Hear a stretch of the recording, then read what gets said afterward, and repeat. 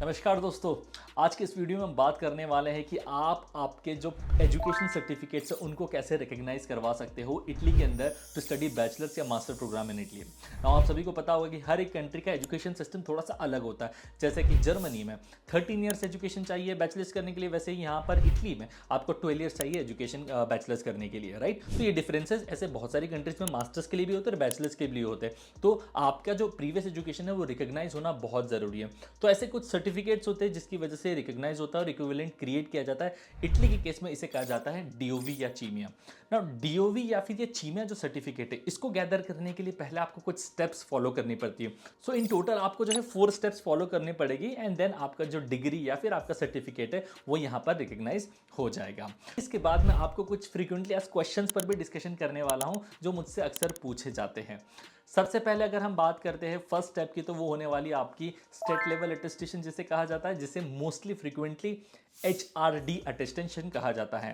Now ये attestation आपके state level पे होता है और ये करता है higher education department of your state. इसकी लोकेशन जनरली आपके स्टेट के कैपिटल में सिटी में होती है, तो आपको कैपिटल में जाना होगा, हायर एजुकेशन डिपार्टमेंट ढूंढना होगा। वहाँ पर आपके जो सर्टिफिकेट्स है, फॉर एग्जाम्पल पासपोर्ट हो गया, आपका ऑफर लेटर, एडमिशन लेटर आ गया तो उसका कॉपी, सारे डिग्री सर्टिफिकेट्स, ये सारी चीज़ें वहाँ पर सबमिट करनी पड़ती है and then they take certain amount of time. किसी स्टेट में हो सकता है 2 दिन, किसी स्टेट में हो सकता है month to verify your degree and then उसके बाद आपकी डिग्री के बैक साइड पर ये एक स्टैंप लगा देते हैं जो कि प्रूफ करता है कि आपकी डिग्री स्टेट लेवल से HRD अटेस्टेशन हो चुका है। इसके पहले कुछ स्टेट्स में ऐसा हो सकता है कि वो बोलेंगे कि आप जाके पहले यूनिवर्सिटी जाओ, जिस भी यूनिवर्सिटी से आपने अपनी डिग्री की है या जिस भी स्कूल से आपने अपना एजुकेशन किया है वहां पर जाके पहले स्कूल या फिर यूनिवर्सिटी का एक स्टैंप लेकर आओ बैक साइड पर। तो वो बेहतर है कि आप पहले से करवा कर जाओ HRD अटेस्टेशन के लिए, तो बेहतर है। तो मतलब एक तरीके से इसी में 2 स्टेप्स मान सकते हो। एक यूनिवर्सिटी का अटेस्टेशन, यूनिवर्सिटी का एक सील स्टैंप लग जाएगा डिग्री के बैक साइड पे, मार्कशीट के बैक साइड पे, और सेकंड स्टेप में आप इसी के अंदर एक स्टेट लेवल अटेस्टेशन जो कि हायर एजुकेशन डिपार्टमेंट एक स्टैंप लगाएगा आपके डिग्री या मार्कशीट के बैक पर। ये सिनेरियोज होता है, ऑलमोस्ट फ्री ऑफ कॉस्ट होता है, लेकिन हो सकता है कि कुछ स्टेट में आपसे कुछ चार्ज कर लिया जाए, but it won't be more than maximum 3 या 4,000, दैट्स इट। इससे ज़्यादा नहीं होने वाला है। हमारे स्टेट में तो ये फ्री ऑफ कॉस्ट हो जाता है और मेरे के स्टेट के केस में तो ये 2 दिन के अंदर ही हो गया था। स्टैंप लगता है, एक जस्ट नॉर्मल स्टैंप लगता है आपके डिग्री या मार्कशीट के बैक साइड पर, दैट्स इट। ये होने के बाद now the next step is for central attestation which is also called as apostille. Apostille attestation generally दोस्तों मिनिस्ट्री ऑफ एक्सटर्नल अफेयर्स करती है। दिल्ली से ही होगा, कहीं से भी आप बिलोंग करते हो, आपका ये अटेस्टेशन जो है दिल्ली से होने वाला। ये अटेस्टेशन तभी होगा जब आपने पहले आपके डिग्री या फिर आपके मार्कशीट पर HRD करवा लिया हो, क्योंकि ये अटेस्टेशन वैसे तो और भी डॉक्यूमेंट्स पर होता है, बर्थ सर्टिफिकेट पर हो जाएगा, one in the same certificate पर हो जाएगा, और किसी भी डॉक्यूमेंट पर जो आपको ऑथेंटिकेट करवाना है सेंट्रल गवर्नमेंट से उस पर भी हो जाता है। बट आज हम हमारे केस में जो है एजुकेशनल डॉक्यूमेंट्स की बात करें तो इसलिए HRD जरूरी है, तभी जाके आप अपोस्टाइल करवाएंगे तो बेहतर होगा। अदरवाइज DOV में जो आगे प्रोसेसेस है उनमें इश्यूज आ सकते हैं। नाउ ये apostille attestation almost negligible cost पे हो सकता है 2000 कोई चार्ज करे, कोई 1000 चार्ज करे, डिपेंडिंग अपॉन द एजेंसी जिनसे आप कनेक्ट कर सकते हैं। अगर डायरेक्ट जाएंगे तो आपका 100 रुपीज़ के आसपास में ही काम हो जाएगा, बट क्या कहते हैं कि ट्रैवलिंग टाइम इतना लग जाएगा, तो उस वजह से काफ़ी लोग एजेंसी के साथ कनेक्ट करते हैं इसको करवाने के लिए। और इसमें आप टाइम मान सकते हैं अराउंड 1-2 दिन के अंदर हो जाता है, बट फिर भी आप वीक का टाइम मान लिए, क्योंकि कोरियर जाएगा, कोरियर आएगा, तो थोड़ा समय इसमें लग जाता है और आसानी से हो जाता है। इसमें कोई परेशानी आती भी नहीं है। ऐसा नहीं कि यार मिनिस्ट्री ऑफ एक्सटर्नल का अफेयर है तो बहुत टाइम लगेगा, ऐसा कुछ होगा, नहीं नहीं, विद इन अ वीक आराम से हो जाएगा। एजेंट्स के थ्रू जाओगे तो 2-3 दिन में भी हो सकता है। ये एक अटेस्टेशन करवाना पड़ता है और उसमें सिर्फ एक स्टैंप लगता है डिग्री के आपके या मार्कशीट के बैक साइड पर, जो कि प्रूव कर देता है कि हाँ भाई मिनिस्ट्री ने इसको अब अप्रूव कर दिया। तो स्टेट लेवल का अटेस्टेशन HRD हो गया, सेंट्रल लेवल का अटेस्टेशन अपोस्टाइल हो गया। और ये अपोस्टाइल उन कंट्रीज के बीच में होता है जिनका एक हैग कन्वेंशन साइन होता है। तो इटली और इंडिया ने हैग कन्वेंशन के मेंबर्स है, तो इस वजह से इनके बीच में अपोस्टाइल एक लीगल एंटिटी के तौर पर रहता है। नाउ जैसे ये 2 अटेस्टेशंस आपके कंप्लीट हो जाते हैं, अब बारी आती है आपके थर्ड स्टेप की, जो कि आपको ट्रांसलेशन कराना पड़ेगा। देखो कुछ जैसे मुंबई कॉन्सुलेट के केस में आपको ट्रांसलेशन की रिक्वायरमेंट नहीं होगी अगर आपका डिग्री इंग्लिश में ऑलरेडी है तो, बट मेरी तो रिकमेंडेशन ये रहती है कि आप ट्रांसलेशन करवा लो। ट्रांसलेशन मतलब क्या कि आपके डिग्री या फिर आपके जो मार्कशीट है वो आपको ट्रांसलेट कराना है इटालियन लैंग्वेज में through an VFS authorised translator. इसमें भी आप करीबन 1 वीक का टाइम मान सकते हो और अराउंड 1000 से 2000 रुपये का एक्सपेंसेस मान सकते हो। VFS ग्लोबल की वेबसाइट्स पर आपको ऑथोराइज ट्रांसलेटर्स मिल जाएंगे, तो उनके थ्रू भी ये आप करवा सकते हो, क्योंकि ये एक इंपॉर्टेंट रिक्वायरमेंट होती है इनकी तरफ से, क्योंकि ये ज़्यादातर इटालियन में ही चीज़ें देखना ज़्यादा पसंद करते हैं। तो ये एक मेजर रिक्वायरमेंट आपकी होने वाली, डिग्री आपकी ट्रांसलेट होनी चाहिए या फिर मार्कशीट आपकी ट्रांसलेट होनी चाहिए इटालियन लैंग्वेज में। ये 3 स्टेप्स होने के बाद now comes the most important step which is DOV या फिर चीमिया। DOV और चीमिया दोनों अलग अलग चीज़ है, इन दोनों में से कोई एक आपको करवानी रहेगी। अगर आप किसी और कंट्री से इस वीडियो को देख रहे हैं तो आपके जो फर्स्ट 3 स्टेप्स है हो सकता है वो डिफरेंट हो, बट ये स्टेप सब कंट्रीज के केस में कॉमन होने वाला है, और इसी के लिए हमें ये जो पुरानी हमने चीज़ें करी हुई ये करवानी पड़ती है हमें। तो पहले DOV और को समझ लेते हैं, फिर चीमिया को समझेंगे। हालांकि इनके ऊपर मैं डिटेल वीडियोस काफ़ी बाद में बनाऊंगा जिसमें दोनों के कंपैरिजन करने वाला हूँ। DOV आपको इटालियन एम्बेसी या कॉन्सुलेट प्रोवाइड करती है। एक ऐसा सर्टिफिकेट होता है, स्क्रीन पर भी देख पा रहे होंगे, इसमें मेंशन रहता है जनरली कि आपका एजुकेशन का टाइमलाइन कितना था, आपका स्कोर कितना क्या है, कौन सी यूनिवर्सिटी से आपका एजुकेशन क्या है, क्या आप एलिजिबल हो या ना हो मास्टर्स या बैचलर्स करने के लिए, वो सारी चीज़ें DOV के डॉक्यूमेंट पर रहती है। इटालियन में होता है जनरली, एंड काफ़ी ईजिली तरीके से यूनिवर्सिटीज को या वीजा ऑफिसर्स को समझ आ जाता है कि हाँ this guy is eligible to pursue bachelors या मास्टर्स, तो एजुकेशन सिस्टम में कोई इशू ना है। तो DOV वही एक तरीका है जो सबसे इंपॉर्टेंट रिकग्निशन सर्टिफिकेट आपका होता है।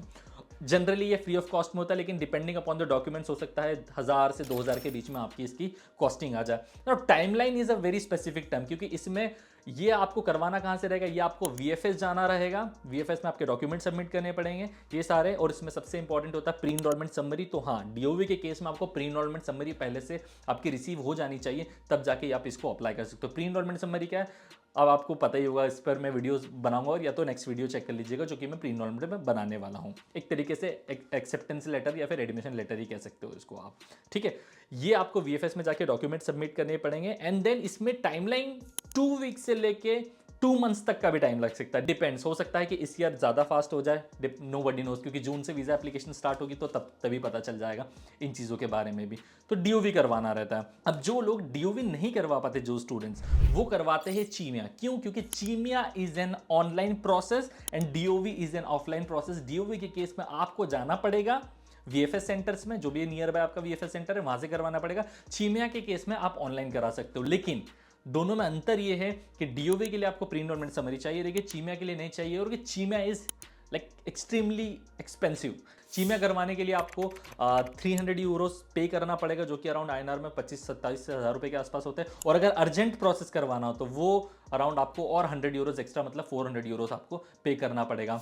और टाइमलाइन की बात करूँ तो चीमिया में अगर नॉर्मल वाले में जाते हो तो 2 मंथ्स के आसपास का टाइम लग सकता है, और अगर अर्जेंट प्रोसीजर में जाते हो तो 1 मंथ का आसपास का टाइम लग सकता है। बट मेरी पर्सनल रिकमेंडेशन पूछोगे तो मैं यही कहूँगा कि आप जो है DOV करवाइए, वो ज़्यादा बेहतर है रेदर देन चीमिया। चीमिया बहुत ज़्यादा ही अगर आपके अर्जेंट सिचुएशन है, then I think I would recommend to go for चीमिया। अच्छा, चीमिया में भी 2 चीज़ें होती है, एक होती है अपना सर्टिफिकेट ऑफ वेरिफिकेशन और एक होता है सर्टिफिकेट ऑफ कंपैरेटिबिलिटी। तो दोनों ही एक्चुअली में सेम चीज़ें, एक वेरीफाई करता है कि हाँ आपकी डिग्री, आपकी मार्कशीट ऑथेंटिक है, और एक कंपेयर करता है। तो उसमें भी मेंशन लिखा रहता है, जो कंपैरेटिबिलिटी वाला स्टेटमेंट एक सर्टिफिकेट होता है उसमें मेंशन रहता है कि क्या आप एलिजिबल हो या नहीं हो टू फर्दर परस्यू। उसमें टर्म ऑफ योर डिग्री लिखा रहता है कि आपका प्रीवियस एजुकेशन कितने ईयर्स का हुआ है, और उसके बेसिस पर वो वहीं पर मेंशन कर देते हैं कि हाँ आप इस एजुकेशन के बेस पर इटली में बैचलर्स या मास्टर्स के लिए जा सकते हो। तो काफ़ी ईजी हो जाता है। और इसको सिंपल भाषा में एक बार समरीज की बात कर लेते हैं। पहले आप यूनिवर्सिटी का अटेस्टेशन करा लो, यूनिवर्सिटी पर चले जाओ, वहाँ पे डिग्री पर एक स्टैंप लगवा लो, ठीक है। सेकंड आप करवा लो स्टेट लेवल अटेस्टेशन, जिसको HRD कहेंगे, जो कि आपके स्टेट के कैपिटल से होगा, जहाँ पर हायर एजुकेशन डिपार्टमेंट होगा, वहाँ जाना रहेगा आपको। थर्ड आपको करवाना रहेगा अपोस्टाइल, जो कि सेंट्रल लेवल अटेस्टेशन, उसके लिए आपको दिल्ली में मिनिस्ट्री ऑफ एक्सटर्नल अफेयर्स के ऑफिस से करवाना पड़ेगा। फोर्थ आपको कराना पड़ेगा translation into Italian language, degree या मार्कशीट आपकी जो भी होने वाली है। और फिफ्थ आपको करवाना रहेगा DOV या फिर चीमिया। DOV एक तरीके से डिक्लेरेशन ऑफ वैल्यू, DOV को ही हम बात करने वाले हैं। नाउ लेट अस डिस्कस कि कौन कौन से फ्रीक्वेंटली आस्क्ड क्वेश्चंस होते हैं। सबसे पहला कि क्या ये सारे अटेस्टेशंस हमें एडमिशन के पहले चाहिए रहेंगे, तो आंसर इज नो, ये सारे अटेस्टेशंस आपको चाहिए रहेंगे एडमिशन के बाद।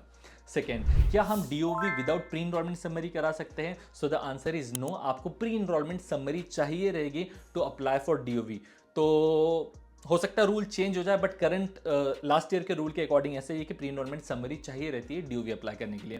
क्या सारी इंस्टीट्यूट्स या यूनिवर्सिटीज़ में डीओवी या चीमा चाहिए रहता है? नहीं। अगर आपकी यूनिवर्सिटी बोल रही है, वैसे प्राइवेट यूनिवर्सिटीज़ में मोस्टली नहीं चाहिए रहता है, लेकिन अगर आपकी यूनिवर्सिटी पब्लिक में भी कोई बोल देती है कि हमें डीओवी या चीमा नहीं चाहिए, तो उस केस में आप नहीं करवा सकते। उस केस में करना क्या रहेगा, आपको उस ईमेल का स्क्रीनशॉट लेना पड़ेगा और वो आपको at the time of visa application दिखाना पड़ेगा, क्योंकि वीज़ा के टाइम पर वो आपसे डीओवी का पूछ सकते हैं।